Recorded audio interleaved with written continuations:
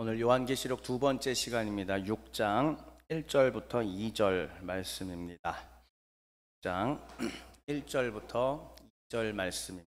앞에 화면이 준비되어 있으니까 1절밖에 안 되니까 한 목소리로 같이 읽겠습니다. 시작. 내가 봄에 어린 양이 7인 중에 하나를 떼시는데 그때에 내가 들으니 내 생물 중에 하나가 우레소리같이 말하되 오라 하기로, 이에 내가 보니 흰 말이 있는데 그 탄 자가 활을 가졌고 면류관을 받고 나아가서 이기고 또 이기려고 하더라. 아멘. 오늘은 요한계시록 두 번째 시간이고요. 제목 같이 읽어보겠습니다. 시작. 성도여 고난은 당연하다오. 제가 오늘 1분도 못 잤습니다. 지금 완전히 밤을 새고 왔는데 요한계시록이랑 씨름을 하느라고, 그리고 또 내일 또 문맥구조 우리 신학생들 그 강의도 해야 되고, 그 다음 주에는 또 청년사경회가 있는데 우리 성도들에게만 오픈하는 얘기인데 1도 안 돼 있습니다. 그렇기 때문에 또 이제 상당히 다급한 마음과 뭐 이런 것들이 가득했어요. 그래서 여러분들은 모르시겠지만 다음 주에 그 어쨌든 주일부터 청년사경회가 시작인데 제가 주일 사역 안 할 수 없잖아요. 해야 되잖아요. 요한계시록 해야 되잖아요. 지금 계속 가만히 있어도 가만히 있는 게 아니고, 눈을 붙이고 있어도 눈을 붙이는 게 아니고, 자려고 자면 한 3시간 있으면 바로 잠에서 깹니다. 또 지금 그런 상태거든요. 그 정도로 말씀을 맡아서 하나님의 뜻을 전하고 가르치고 대언한다는 게 엄청나게 큰 부담감입니다. 그런데 어쨌든 오늘은 왜 또 1분도 못 잤냐면은 결국은 해냈습니다. 7월 마지막까지 요한계시록을 어떻게 할지 시리즈를 완성했습니다. 그래서 이걸 다 해내느라고 제가 지난주에도 여러분들한테 엄청나게 오랫동안 그 스트럭처 구조를 보여드렸잖아요. 싹 다 갈아엎었습니다. 싹 다 더 새로 갈아엎고 하여튼 더 의미가 닿게, 더 정교하게 하려고 정말 계속 그렇게 했는데, 아무튼 그렇게 해서 어느 정도 다 하다 보니까 하나님께서 감사하게도 7월 마지막까지 요한계시록 이렇게 나머지 오늘까지 포함해서 4번의 강론이 어떻게 진행될지에 대해서 가르쳐 주셨습니다. 그래서 성도여 시리즈입니다. 성도여 이것이 역사다라는 거 지난주에 했고, 오늘은 성도여 고난은 당연하다오. 근데 그냥 고난 얘기하는 게 아니라 문맥에 성경 요한계시록이 말하는 그 내용에 근거하여 얘기할 것이고, 또 내용에 근거하여 그 다음 주에는 교회를 지키시는 하나님에 대해서 얘기할 것이고, 또 내용에 근거하여 신앙을 지켜달라는, 짐승의 표를 받지 말고 하나님의 인을 맞으라라고 하는 그 내용을 전할 것이고, 그리고 주님이 반드시 재림하신다라는, 재림은 여러분 명확하게 제가 얘기 드리겠습니다. 아무리 제가 성경을 이렇게 학자로서 연구하고 살아가는 사람임에도 불구하고, 뭐 학자들은 보통 이런 거 잘 안 믿는다고 생각하잖아요. 주님은 반드시 다시 오십니다. 누구도 부인 못하고 기독교의 가장 근본입니다. 주님이 부활하셨다는 것과 그리고 하늘로 올라가신 모습 그대로 다시 오신다라고 하는 그 내용이 빠지면 우리가 이걸 해야 할 이유가 전혀 없습니다. 언제일진 모르지만 반드시 다시 오신다라는 얘기. 그래서 이렇게 내용을 구성을 했고요. 일전에 제가 예전에 이제 부교역자로 사역했던 곳에서도 요한계시록 할 때 그때는 코로나 시기였고, 시대적으로 또 교회의 침체와 타락이 워낙 주된 화두였기 때문에 그때는 제가 이제 교회론에 대해서 주로 얘기를 했는데, 이번에는 뭐 비슷하죠. 그러나 이제 교회에 집중하기보다는 좀 성도여 하면서 요한계시록의 전체 문맥에 좀 충실해서 제가 더 말씀을 업그레이드해서 준비를 했다는 사실을 우리 진정한 성도님께 말씀드립니다. 수년 전에 한번 들으셨던 분인데 그때 내용 안 나와요. 완전 또 새롭게 판을 짰거든요. 그래서 자, 그러면 오늘 순서가 어떻게 되냐면, 지난주에 제가 이미 요한계시록 해석의 2갈래를 얘기했는데 오늘 또 얘기할 겁니다. 왜냐하면 그만큼 중요하고 더 갈고 닦아서 왔습니다. 지난주에 얘기한 거는 점 찍었다면은 오늘은 진짜 갈고 닦아서 표와 그림과 이런 것들을 만들어내서 여러분들한테 가지고 왔는데, 우리 성도님들 노고를 알아달라는 건 아니지만 그림 한 컷 나오는데 5시간이라면 믿어지세요?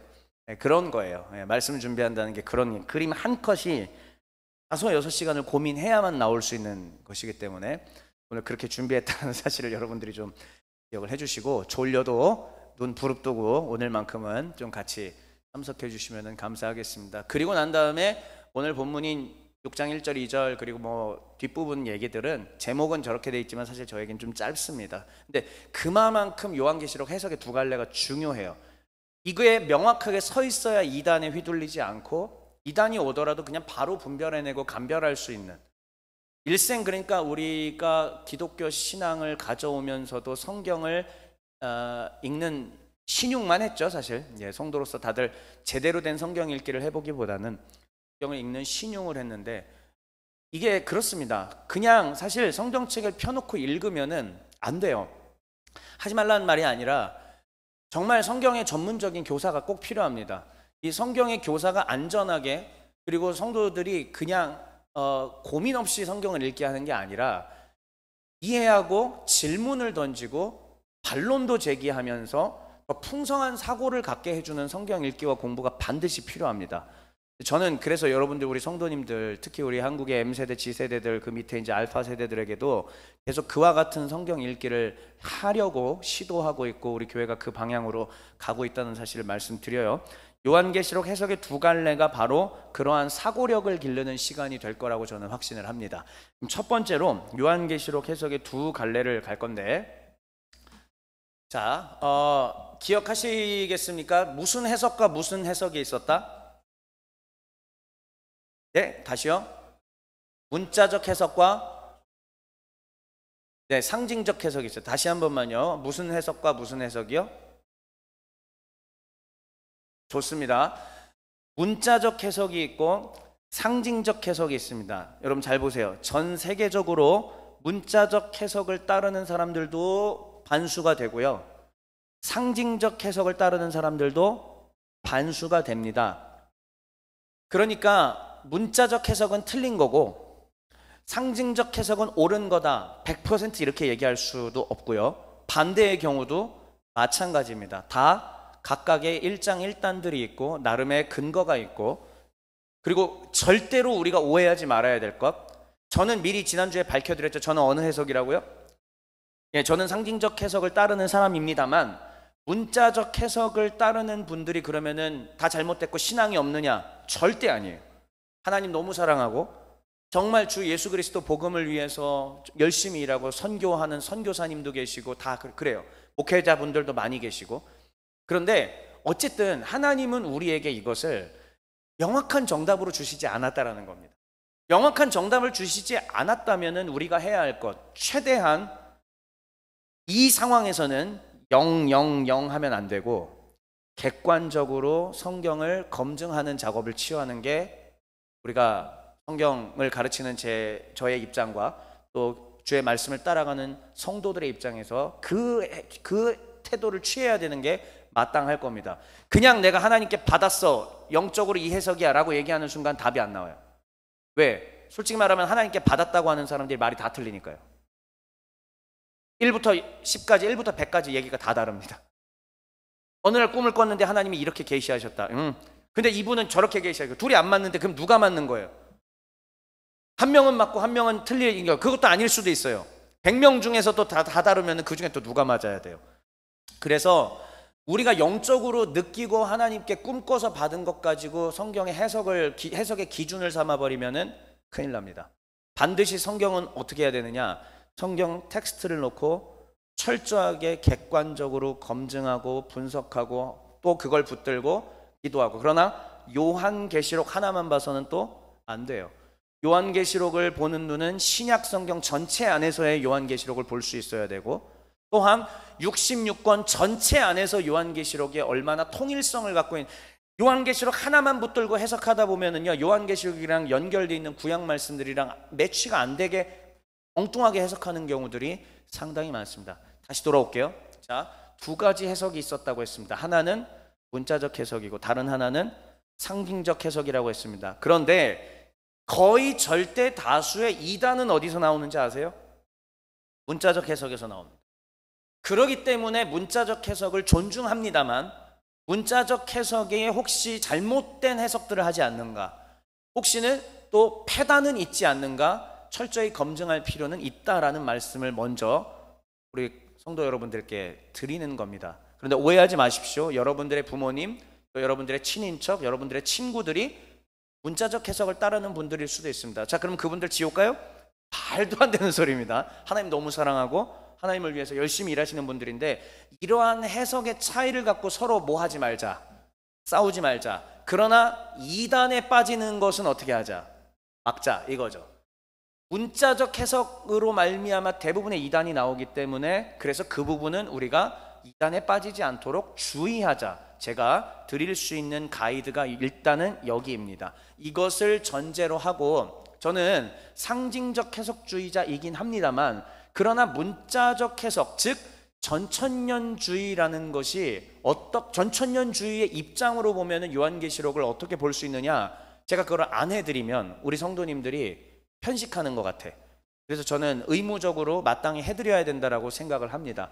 그리고 예배가 다 마치고 셀 모임을 할 때 여러분들은 어느 쪽이 더 맞는 것 같은지, 목사가 이렇게 얘기했다고 해서 이거다라고만 하지 마시고 나는 이런 것 같습니다라고 얘기하실 수도 있어야 돼요. 깨어 있어야 되고 늘 분별할 줄 알아야 되고, 그래야 이단에 빠지지 않고 올바른 길을 더 갈 수 있다는 사실 말씀드리면서, 자, 그러면 이게 문자적 해석으로 봤을 때의 요한계시록을 딱 나눠놓은 겁니다. 자, 1장부터 3장 22절에 해당하는 것을 한번 괄호 안에 있는 거 빼고만 읽어주세요. 시작. 다시 한 번만요. 시작. 자, 교회 시대 서술로 돼 있고, 이제 괄호 안을 보십시오. 그러면은 이때는 언제부터 언제까지를 다루는 것인가? 예수님의 초림 때부터 재림 전까지예요. 그러니까 여러분 생각해 보십시오. 초림부터 재림 전까지라는 거는 이때가 무슨 시대일까요? 예수님이 처음 오셔서 십자가에서 죽으시고 부활하시고 오순절에 성령이 강림하셨죠? 그때 이후로 뭐가 시작됐습니까? 교회가 시작이 되었어요. 그러니까 이 교회가 시작된 시점, 초림이 주님이 오신 그 아기 때, 그때가 아니라 일단 십자가와 구원까지 다 포함하는 걸 그냥 초림이라고 하는 거예요. 자, 그때부터 시작해서 다시 오시기 전까지니까는 이때 시대는 우리가 흔히 말하는 교회 시대. 지금 우리도 교회잖아요. 언제까지 이 교회가 지속될까요? 주의 재림 때까지. 주님 재림하시면 교회는 더 이상 필요가 없습니다. 자, 근데 분량을 보세요. 여러분, 몇 장부터 몇 장? 자, 그러면은 요한계시록은 전체가 몇 장? 22장입니다. 그랬을 때 교회, 그러니까 지금 문자적 해석의 입장에 봤을 때는 교회 시대는 분량이 고작 3장밖에 안 되는 거예요. 자, 그러면은 이 문자적 해석에 따르자면은 하늘의 예배라고 하는 것 기억하실 거예요. 4장 5장 하늘의 예배가 시작되는 그 지점부터 뭐가 시작된다? 재림이 시작된다라고 보는 겁니다. 자, 그러면 4장부터 22장까지 거대한 이 스토리 다 재림을 다룬다라는 얘기. 그렇다면은 문자적 해석으로 봤을 때는 요한계시록은 뭐에 관련된 책이다? 재림에 관련된 책이다라고 답이 나오는 거예요. 자, 그러면 하늘의 예배가 됐을 때에 거기에서 5장쯤에 이르르면은 보좌에 앉으신 이의 손에 두루마리가 있었죠. 두루마리에 몇 개의 인봉이 붙여져 있습니까? 7개의 인봉이 붙여져 있습니다. 사도 요한이 그걸 보고 어떻게 했다고 했죠? 네, 슬피 울었다고 합니다. 뗄 자가 없으니까. 근데 걱정하지 말라 얘기하면서 어린 양이 있다. 그 어린 양이 하나하나씩 떼실 거다. 그러면 이게 지금 4장 5장이잖아요. 여기서부터 문자적 해석으로 봤을 때는 이 인봉을 떼는 그 순간부터가 뭐의 시작이다? 종말의 재림의 시작이다라고 보는 거예요. 네, 이게 문자적 해석입니다. 자, 그럼 자꾸 제가 문자적이라고 얘기하는데 이게 왜 문자적 해석이냐면은 그렇게 해서 인봉이 떼지고 나팔이 나오고 나팔 다음에 대접이 나오고 그 다음에 바벨론이 패망해요. 여기까지가 지금 벌써 한꺼번에 제가 17장 18장까지 왔습니다. 다시요. 5장부터 시작해서 인봉이 떼지고 나팔이 부러지고 대접이 쏟아집니다. 뭐라고요? 한번 외워볼까요, 우리 성도님들? 첫 번째는 인봉이 떼지고 그 다음 나팔이 부러지고 그 다음 대접이에요. 예, 이게 되고 난 다음에 뭐가 어떻게 되더라? 바벨론이 패망한다. 그리고 19장에서 예수님이 재림하세요. 19장에서 그리고 예수님이 19장에 재림한 이후에 20장에 무슨 일이 벌어지냐면은 천년 왕국이 개막이 돼버립니다. 자, 이거를 요즘 말로 조금 어렵게 유식하게 굳이 얘기하자면은, 프로그래밍 하신 분들 저 계시니까 이런 걸 시퀀스라고 하잖아요. 프로세스, 단계별로 요한계시록을 문자 그대로 읽어가는 거예요. 그러니까 이 내용 그대로 의심하지 마. 무슨 얘기냐? 말이 나왔다 그럼 말이 나온 거고요. 말 위에 누가 타고 있다 그럼 그 사람이 타고 있는 거고, 얼굴이 네 종류의 생물로 되어 있는 천사가 나타났다면 그냥 네 종류의 천사인 거로 보는 거예요. 이게 문자적 해석이에요. 그러면 그렇게 글을 쭉 읽어가다 보면은, 인봉이 떼지고 나팔이 부러지고 대접이 쏟아지고 바벨론이 망하고, 그 다음 주님이 재림하시네, 그 다음 천년 왕국이네, 천년 왕국 끝나고 백보자 심판이네, 백보자 심판 끝난 다음에 새하늘과 새 땅이 펼쳐지네. 이거를 문자 그대로 시퀀스로 이해하는 거예요. 그렇구나. 그러면 그래, 처음 인봉이 떼지는 그 순간부터 재림이니까 요한계시록은 그냥 앞에 1, 2, 3장 빼곤 다 재림 이야기야. 그러니까 이 얘기는 언제 비로소 우리가 주목해야 되느냐? 예수님이 재림하시는 뭔가 징조가 있을 때 주목해야 된다라는 결론이 나는 거죠. 그러니까 오늘날에 여러분들의 우리 많은 신앙의 선배님들이나 이런 분들이 계속, 제가 지난주에도 얘기했죠, 하늘에 나팔 소리 들리나 안 들리나 이거 찾아다니는 분들 계세요. 진짜 있습니다, 여러분. 진짜 있어요. 그리고 저 중근동 지방에서 전쟁이 벌어지면은 뭐다? 지금 인봉이 떼졌다라고 생각하는 거예요. 인봉이 떼지면은 전쟁 일어나는 그 형상들이 돼 있으니까, 이스라엘이랑 몇 년 전이에요, 여러분. 이스라엘이랑 하마스랑 붙었을 때에 많은 분들이, 좀 연세가 있으신 기독교인 분들이세요. 이분들이 어떻게 얘기했어요? 인이 떼졌다. 아니면 또 다른 말로 하세요. 나팔이 부러졌다라고 얘기하셨습니다. 때가 되었다 이제. 그러니까 그런 식으로 보는 것들을 우리가 문자적 해석이고, 이 문자적 해석을 보시는 분들의 신앙은 어떨까요, 여러분? 신앙이 어떨 것 같으세요? 매우 뜨겁고 훌륭하신 분들입니다. 그러니까 오해하지 마세요. 신앙이 정말 뜨겁고 충만하고 주님의 다시 오심을 기다리는 멋진 분들이라는 사실을 잊지는 마십시오. 근데 어쨌든 저는 그러나 상징적 해석을 따른다는 걸 미리 다시 말해요. 자, 그러면 요걸 넘어가서 이렇게 됩니다. 자, 재림의 과정을 서술했다. 4장부터 19장, 그 다음에 20장부터 22장은 구원의 완성을 서술했다라고 하는데, 4장부터 22장까지 그러니까 쭉 다 뭐에 대한 얘기다? 아까 얘기한 것처럼 재림. 지금 다 표시 보이시죠? 재림 서막, 재림 성취, 재림 이후, 그 다음에 재림 이후에 천년 왕국이 오는 거다. 시퀀스적으로 봤을 때 천년 왕국 이후에 흰 보좌 심판이 있게 되더라 라는 얘기까지. 그리고 맨 마지막이 뭐냐? 에덴 동산의 회복이라는 얘기죠. 처음에 파괴되었던 하나님의 에덴이 다시 새 에덴으로 회복되는 것으로 성경이 종결이 되는 겁니다. 이거 이렇게 볼 수 있는 거 틀리지 않아요. 이것도 훌륭한 해석이라는 걸 여러분들한테 다시 한번 말씀을 드립니다. 그리고 난 다음에, 자, 이 그림을 한번 보시죠. 이 그림을 여러분들한테 이제 보여드립니다. 여기 보시면은 이게 바로 전천년, 즉 문자적 해석으로 봤을 때의 그림의 도식인데, 천천히 저와 함께 같이 보시죠. 자, 4장과 5장은 뭐가 임박했다? 재림 임박했다. 그러니까 인봉이 이제 떼지기 직전이라는 뜻이죠. 그리고 오늘 본문 우리가 읽은 데가 6장 1절 2절이죠. 여기서 드디어 인봉이 떼졌습니다. 여기서부터 인봉이 딱 떼져요. 자, 그러면 이제 4, 5장 하늘의 예배를 보여주는 것은 사실 하늘의 영광스러운 예배이면서도 또한 재림이 임박했다라고 하는 어떤 그런 것을 보여주는 것이고, 인봉이 떼지면서부터, 여기서부터 해석이 중요하게 달라지니까 좀 이거 보시고 제 얘기 잘 들으셔야 돼요. 그래야 여러분들 신천지 이상한 안상홍 증인의 이상한 이단에 안 빠집니다. 잘 봐야 돼요. 자, 6장에 인봉이 떼지기 시작하는 순간부터 문자적 해석주의자 분들은 이것이 뭐의 시작이다? 곧 대환란의 시작이라고 봅니다. 여기서부터가 종말인 거예요. 확실히 재림이 이제 시작된 거예요.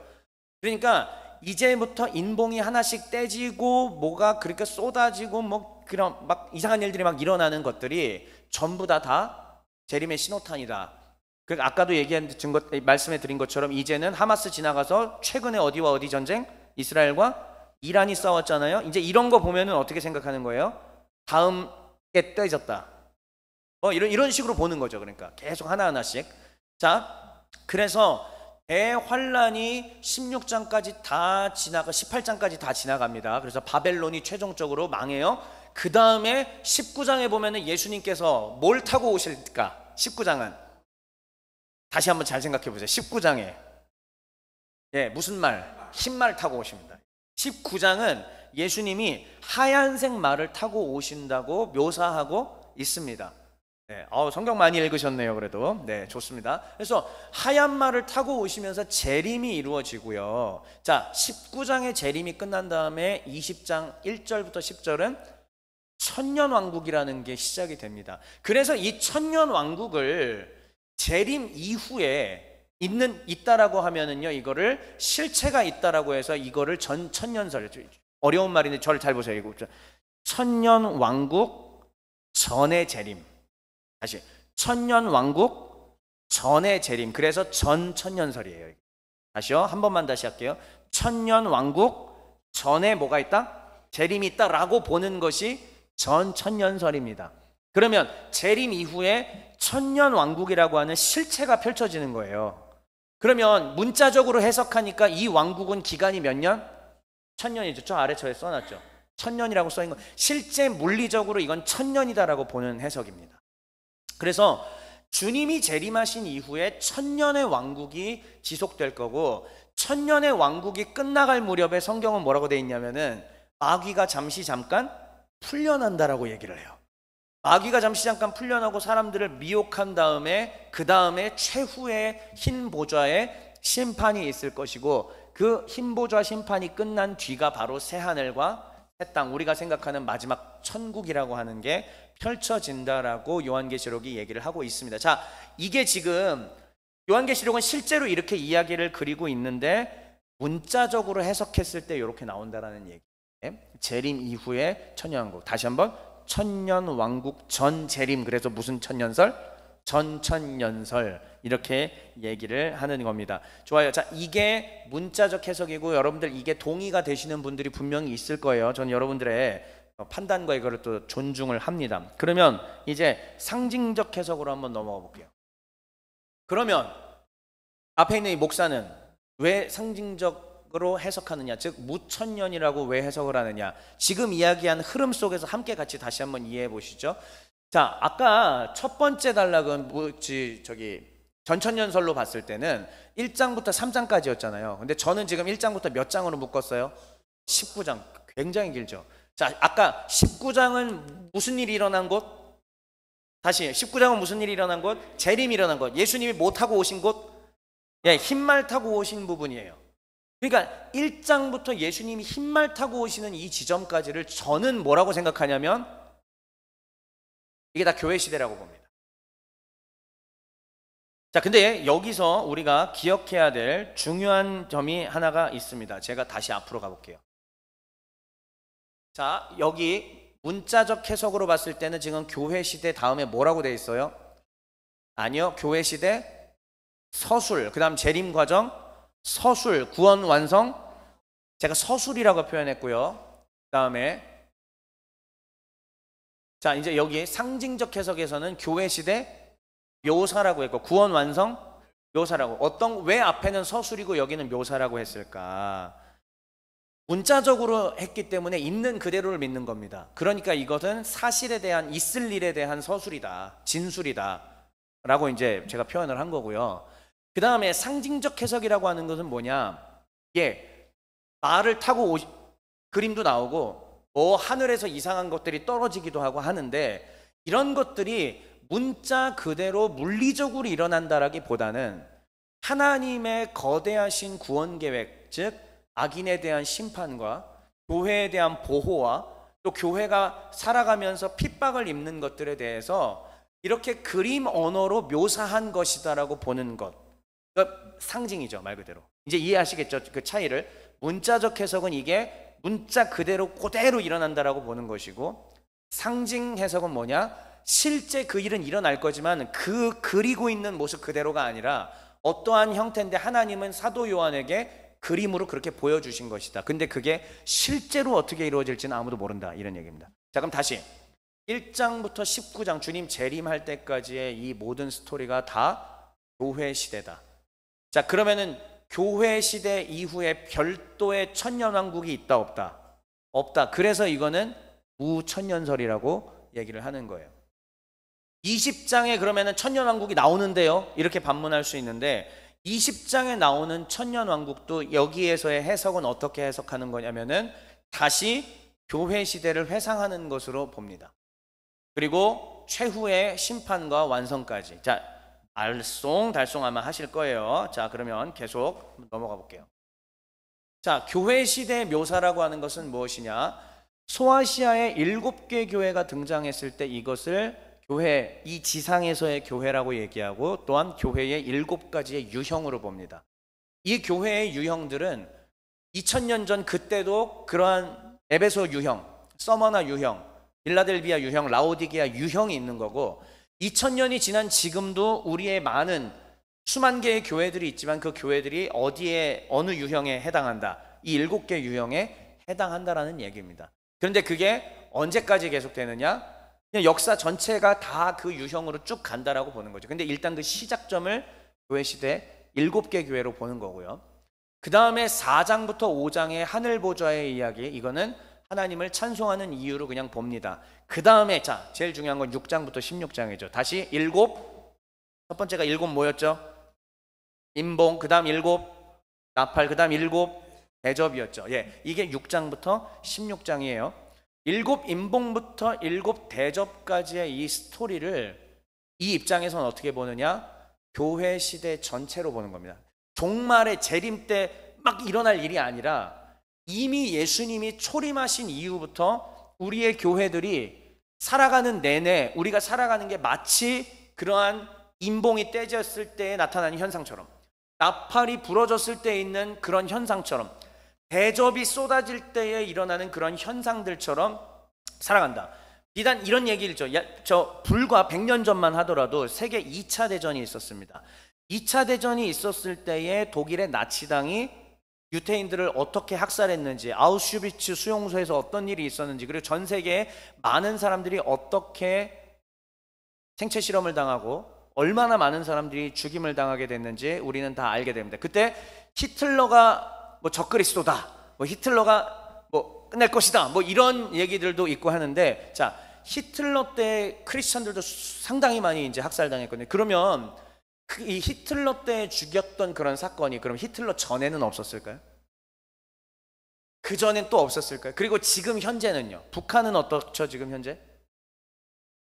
내가 크리스찬인 게 들통이 나면은 북한의 수용소에 끌려가서 어떤 일들을 당하는지 여러분들은 들어보셨을 가능성이 있습니다. 그러니까 이 임봉이 떼지는 순간부터 대접이 쏟아지는 그때까지의 일은 교회들이 주님의 오심 이후부터 주님이 다시 오실 때까지 쭉 당하는 고난과 역경들, 그리고 그 속에서 신앙을 지켜나가는 모든 것들을 그림 언어로 묘사하고 표현한 것이다라고 보는 게 바로 상징적 해석이요 또한 무천년주의라고 보는 것입니다. 그리고 난 다음에 17장의 재림 과정부터는 이제 확실히 재림으로 돌아오는 거예요. 여기서부터는 이제 재림으로 보는 거예요.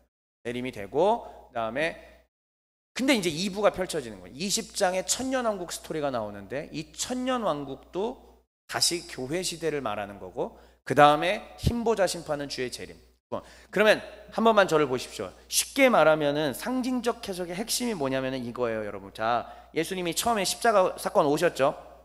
죽으시고 부활하시고 하늘에 가셨습니다. 그리고 반드시 다시 오신다라고 했죠. 이때 재림이 일어나죠. 이 재림이 일어나는 이 모든 순간이 다 그냥 대환란과 같은 고난의 순간들이다. 별도의 재림 직전에 대환란 사건이 있다 없다? 없다라고 보는 것이 바로 무천년이고 상징적 해석인 거예요. 그리고 재림 이후면은 별도의 천년왕국이 펼쳐진다 안 펼쳐진다?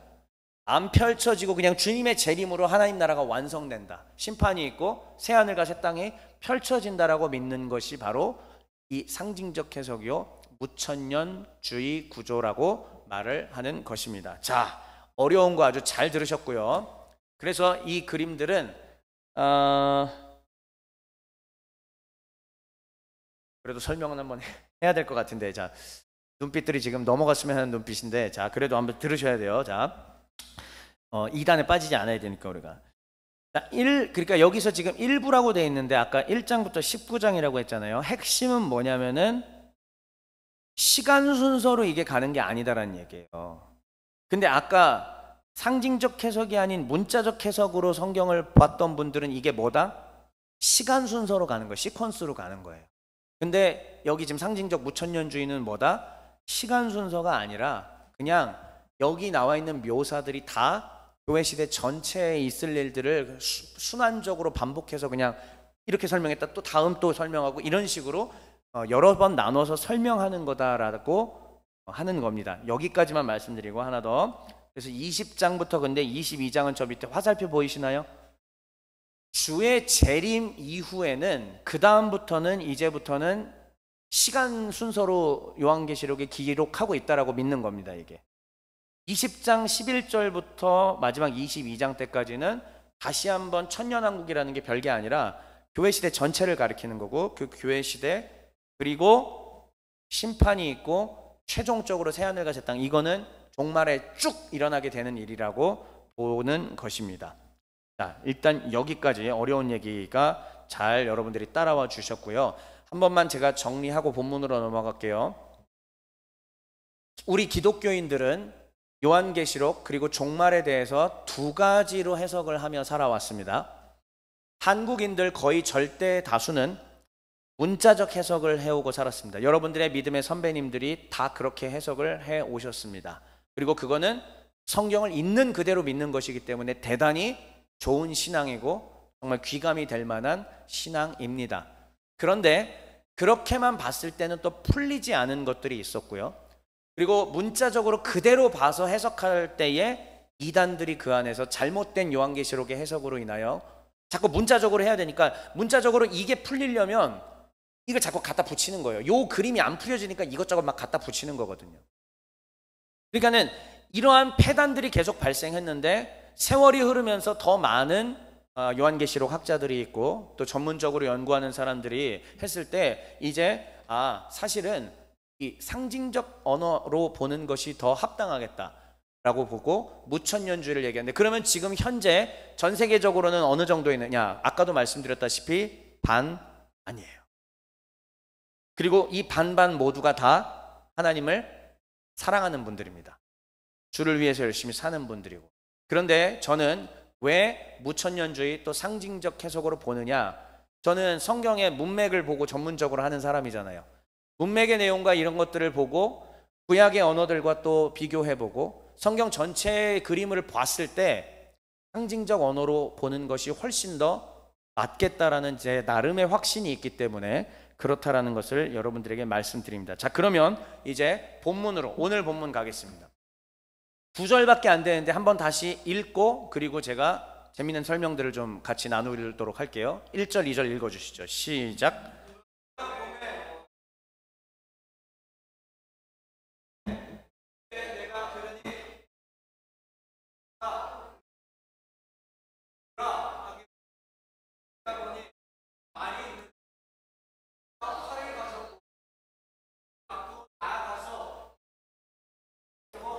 자, 저는 여러분들은 저와 함께 2주를 들으셨기 때문에 문자적 해석과 상징적 해석, 전천년적 해석과 무천년적 해석이 있다는 게 이미 머리에 들어왔죠.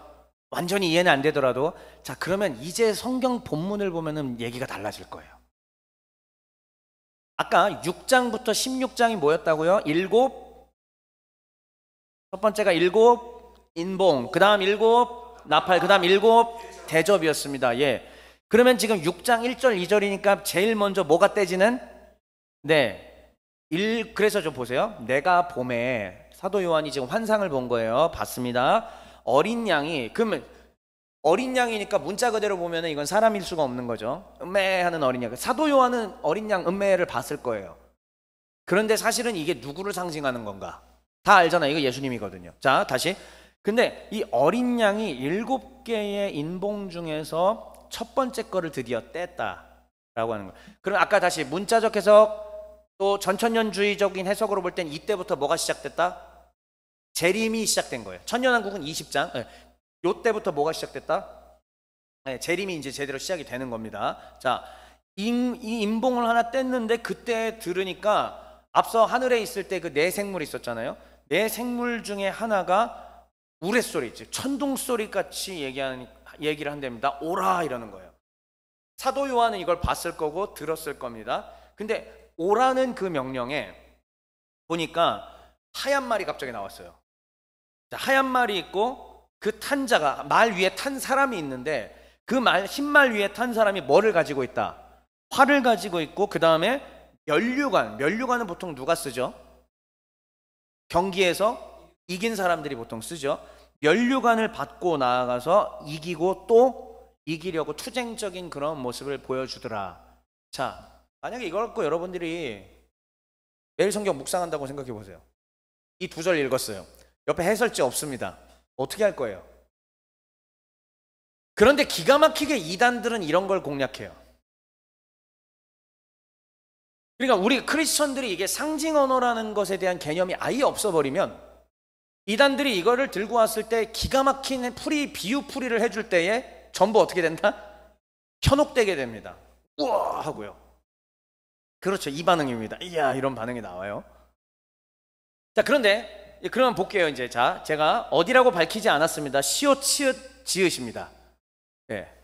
예, 어딘지 저는 분명히 어디라고 얘기 안 했어요. 시옷 치읓. 자 거기에 있는 교재에 분명히 나와 있는 내용을 근거로 제가 갖고 온 겁니다. 그렇다고 저를 의심하지 마십시오. 인터넷에서 다 찾을 수 있는 거니까. 제가 뭐 그쪽 사람 절대 아니니까. 자 여기에 그들이 해놓은 책 내용을 한번 제가 소리내서 한번 같이 읽어볼까요? 첫 번째 먼저 읽어주세요. 시작. 네, 거기에 탄 자들은 일단 영들을 가리키고 이제 흰말뿐만이 아니라 네 개의 말이 나와요. 하얀 말, 빨간 말, 무슨 색이냐 하여튼 그 나와요. 네. 근데 거기에 탄 자들은 일단 영들을 가리키고 말들은 뭘 가리킨다? 육체를 가리킨다. 일단 문자 그대로 보다 보니까 여기에 대해서 뭔가 의미를 부여해야 되는 거예요. 이들은 해석이 문자 그대로 해석하다 보니까 자꾸 뭔가 의미를 어디서 갖다 와서 붙이려고 하는 것이죠. 구약에서 붙이려고도 하고 막 이렇게 하는데 자 지금 두 번째 거 한번 재밌어요. 읽어보세요. 시작. 이게 그 책에 나와 있는 내용입니다. 그러니까 그러면 주님이 흰 말을 타신다라는 거는 또 어디 나와요? 이게 요한계시록 아까 재림 때 19장에 흰 말 타신다고 했잖아요. 그러니까 봐라 19장에 흰 말을 타시니까 여기도 흰 말 탄 자는 누구다? 예수님이다. 이렇게 보는 거죠. 문맥을 전혀 고려하지 않는 거예요.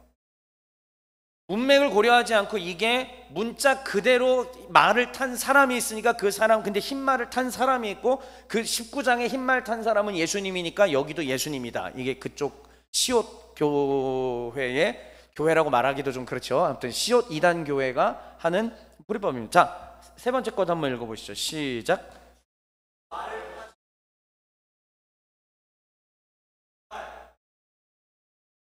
네, 이거는 또 여기서 그냥 이렇게 어디서 또 이런 그거를 갖다서 붙여서 이렇게 또 하는 거죠. 근데 이것만 얘기하는 게 아니에요. 처음에는 이렇게 얘기하다가 이게 하나하나 걸려들면 밥도 같이 먹고 말씀방에 와가지고 그것도 하고 하다 보면 그 다음 어떻게 되는 거예요? 완전 빠져들게끔 이렇게 하는 그런 것들을 하는 거죠. 자, 그런데 문자적 해석이라는 결이 있고 갈래가 있고 상징적 해석이라는 갈래가 있다는 걸 여러분들은 아셨습니다. 자, 일단은 먼저 얘기할게요. 여기 있는 이 흰말과 흰말을 탄 자는 그러니까는 이 시옷 입장에서는 지금 누구라고 얘기하는 거예요? 예수님이다라고 얘기하는데 말도 안 되는 소리입니다. 절대 아니에요. 절대. 왜냐면은 부정적이에요. 6장 내용 전체를 보라고요. 이 지금 흰말을 탄 자가 부정적으로 그려져요. 그 뒤에 나오는 새 말을 탄 자와 같은 이 그룹으로 묶여지는데 다 부정적인 자들로 나오는데 그러면 우리 예수님이 그렇게 될 수 있느냐? 근데 그러면 어디로 이어지는지 아세요? 여기 이렇게 탄 말 이건 예수님인데 이게 결국은 요거에 대한 비밀을 받은 자가 있다라는 쪽으로 가죠. 그럼 그 비밀을 받은 자가 누구예요? 교주예요. 이렇게 되는 겁니다. 그러니까 이게 결국 문자를 그대로 받아들이기 때문에 그 안에서 말을 타면 말을 탄 거고 뭐 하면 한 거야. 그러니까 그 그림 안에서만 이해하다 보니까는 이거를 갖다 붙여야 돼. 그런데 상징적인 해석으로 볼 때 약간 신앙적으로는 조금 부족한 게 아닌가? 믿음이 없는 건가라고 생각될지 모를지언정 성경의 전체적인 인과관계와 흐름을 보자면은요 여기서는 그게 또 맞을 수도 있다는 걸 우리 성도님들이 아셔야 됩니다. 자, 일단 보세요. 제가 상징적 해석. 6장 1절부터 8장 1절까지가 뭐에 대한 이야기냐면은 인봉을 떼는 장면들이에요. 6장 1절부터 언제까지? 8장 1절까지. 그러니까 인봉 떼는 장면입니다. 근데 이 인봉 7개의 인봉을 떼는 서사는 다 뭐에 대한 얘기냐면 심판에 관련된 내용입니다. 이거는 그러니까 어떻게 해석할 그런 게 없는 거예요. 심판의 해석으로 다 읽혀져요. 그러면 4명의 말탄자 중에 흰 말탄자만 의롭다라고 과연 얘기할 수 있느냐? 다 부정적으로 그리고 있거든요. 근데 굳이 이 흰 말탄자만 의롭다라고 얘기하느냐? 그건 말이 안 되는 거예요. 문맥이 그러합니다. 그러니까 성경을 제대로, 그러니까 이 부분만 읽으면 안 되고 전체를 보고 배우면서 가져와야 되거든요. 그리고 그러면 결국은 이게 뭐냐면 여러분 상징적 해석으로 볼 땐 이걸 이렇게 보는 거예요. 실제 흰 말이 나왔고 그 위에 탄 사람이 재림 때에 그렇게 와서 한다는 게 아니라 교회 시대 전체에 주님을 부정하고 부인하고 짐승의 표를 받기, 즉 예수님을 부인하게 하고 안 믿게 하려는 세력들이 마치 이런 것처럼 와서 어떻게 한다? 교회를 짓누르려고 하고 신앙에서 떨어지게 하려고 한다는 거예요. 예컨대 이거를 자 그러면 이게 제대로 된 성경 해석이에요. 우리 예수님이 하신 해석으로 가보자고. 마태복음 13장이 뭐에 대한 얘기죠? 천국 비유잖아요. 예수님이 마태복음에서 천국을 얘기하실 때 어떻게 얘기하셨냐면은 씨 뿌리는 자의 비유 뭐 이런 거 얘기하시잖아요. 씨를 뿌렸을 때 어디에 떨어진다 아시잖아요. 어디에 네, 길가도 떨어지고 마지막 게 먼저 나오네. 돌밭도 떨어지고 자 막 가시 있잖아요. 자 그러면 주님이 직접 풀이를 다 해주셨잖아요. 이거는 뭐 저 이상한 교주의 풀이가 아니라 예수님이 직접 얘기하셨잖아요. 이거는 돈 욕심, 이거는 신앙의 뿌리가 얕은 거 다 얘기해 주시지 않습니까? 마치 그런 것들처럼 그러한 연약하게 우리를 계속 짓누르려는 세력들이 하나님 나라를 들어가는 데 있어서 계속 우리에게 괴롭힐 것이다라는 어차피 주님의 예언이신 거예요. 그러니까 우리가 태어났어. 주님 재림하시기 전까지 어쨌든 우리는 살아야 돼. 우리가 살아가는 그 순간이 곧 뭐냐면은 우리 인생 전체가 그것도 다 교회 시대인 거고. 그리고 주님이 진짜 예를 들면 자 이거 오해하지 마세요. 그냥 어디까지 예를 들어서 만약에 2523년에 오해하지 마. 그냥 예시예요. 만약에 2523년에 주님이 재림하신다라고 얘기해. 그러면 2523년이 될 때까지의 그때의 사람들은 다 뭐다? 똑같이 가시밭의 그런 유혹, 돌자갈밭의 유혹, 뿌리가 얕은 그 유혹. 그 다음에 여기서 이 흰말 탄자는 뭐냐? 결국은 마지막 세 번째 같이 읽어볼까요? 시작. 상징인 거죠. 교회를 무너뜨리는 자, 우리가 예수님으로부터 떠나가게 하는 자들, 믿지 못하게 하는 자들. 그러면 오늘날 우리 시대에 그건 뭘까요? 이단도 되고요. 또 사탄, 조금 더 그 실체적인 거예요. 구체적으로 옷간에 GPT도 될 수 있죠. 어느 순간부터 그럴 수 있죠. 그러니까 사실은 이게 세속 권력인 거예요. 이 세속 권력이 말을 탄 건 아니잖아요. 흰 말을 타고 청황색 말을 탄 건 아니지 않습니까? 그렇죠? 그러니까 그거를 그러한 상징적 그림 언어로서 하나님이 우리에게 사도 요한을 통해서 설명해 주시는 거예요. 얘들아, 너희가 나를 주님으로 믿고 내 언약 백성으로 살아가다 보면 반드시 이런 식으로 괴롭히고 힘들게 하고 주님의 복음에서 떠나게 하려는 자들이 있다. 내가 이미 씨 뿌리는 자의 비유에서 다 얘기하지 않았느냐. 그런 일이 있을 것이다. 사도 바울, 내가 사랑하고 내가 사용한 사도 바울이 이미 디모데 서신에서 다 얘기하지 않느냐. 마지막 때가 이르러서, 그 마지막 때라는 거는 진짜 종말 때일 수도 있지만은 교회 시대 전체를 말하기도 해요. 사람들이 하나님을 떠나고 돈을 사랑하며 부모를 거역하며 서로 악해지고 음란하고 타락하고 그렇게 된다라고 얘기하지 않습니까? 결국은 그러한 것들, 그러한 악의 권세들, 그리고 세상 권세들, 이런 것들이 우리를 짓눌러서 주님을 부인하게 만들려고 한다는 것입니다. 이렇게 해석하는 것이 우리가 신앙을 건강하게 갈 수 있어요. 근데 자꾸 말이 누구냐, 말 탄 자는 누구냐, 활은 뭐냐, 다윗이 던진 물맷돌 이거는 몇 개냐, 5개 해가지고 하나하나 다 의미를 부여해가지고 막 무슨 복음 뭐 이렇게 얘기하고 막 이거 자체가 사실은 어쩌면은 주님이 넘어서지 말라는 선을 넘어가는 걸 수도 있는 거예요. 주님이 성경에 대한 해석을 여기까지만 하라고 하신 건데 그 이상으로 자기들이 더 의미를 부여해서 넘어가는 걸 수 있다라는 것을 말씀드립니다. 자, 보셨죠? 다시 한번 정리합시다. 두 가지가 있었습니다. 문자적 해석, 전천년, 그 다음에 상징적 해석, 전년이 있습니다. 이러한 것들을 여러분들이 알고 계신 채로 이해하셔야 된다는 얘기. 그리고 성경을 읽으셔야 됩니다. 반드시 성경을 읽으셔야 되고 내 신앙도 지키고 여러분들의 친구와 사랑하는 사람과 나 훗날 자녀들까지 신앙을 성경을 읽어주셔야만, 여러분들이 성경 읽으셔야만 그걸 지킬 수가 있어요. 자, 그럼 이제 마지막 세 번째, 그래서 성도여 고난은 당연하다고. 이게 무슨 말이냐면은 결국은 6장 오늘 읽었잖아요. 6장부터 16장까지의 스토리는 뭐냐?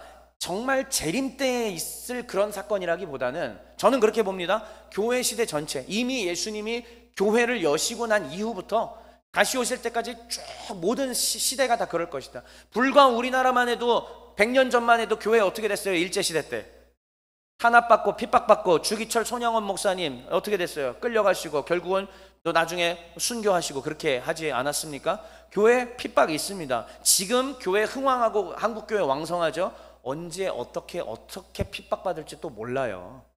아무도 모르는 것입니다. 그것은. 자, 그래서 성도의 고난은 당연하다라는 게 오늘의 제목인 것입니다. 오늘 6장이 그 첫 번째 인봉이 떼졌을 때 이러한 말 탄 자들이 실제 말 타고 온다는 얘기가 아니라 세속 권력으로 우리를 주님으로부터 떠나게 하려는 마치 짐승의 표처럼 다가와서 우리를 속이고 우리를 힘들게 한다는 얘기죠. 그럴 때까지, 그 재림 전까지 성도의 삶은 어때야 되는가? 하나씩 읽겠습니다. 시작. 신앙을 흔드는 세력의 압박 속에 사는 건, 우리는 계속 우리의 신앙을 흔드는 자들이 있을 것이고 그 흔드는 세력의 압박 속에 그냥 사는 겁니다. 두 번째 읽읍시다. 시작. 그러나 담대하게 싸워 승리하며 사는 것. 싸워야 돼요. 반드시 싸우는 겁니다. 왜 여기가 전투적인 이미지로 계속 얘기하고 있을까요? 요한계시록이 싸우는 겁니다. 우리는 싸워 이겨야 됩니다. 근데 우리가 싸워 이길 수 있는 이유 뭐냐? 세 번째, 시작. 일찍이 죽임당한 어린 양과 동행하는 것. 일찍 죽임을 당하사 그의 피로 우리를 값주고 사서 나라와 제사장 되게 하셨으니까. 우리 주 예수께서 이미 먼저 이기셨기 때문에 우리는 예수님의 승리를 힘입어서 우리도 싸워 이길 수 있다는 사실을 믿기를 주의 이름으로 축원합니다. 그래서 마지막 네 번째, 시작. 교회를 지키시는 주를 신뢰하며 사는 것. 이게 재림 전까지 성도들이 살아가는 삶이에요. 성도여 고난은 당연하다오. 우리보다 먼저 고난받으신 분을 생각하십시다. 십자가에서 일찍 죽임을 당하신 어린 양, 우리 주 예수 그리스도의 은혜를 말입니다.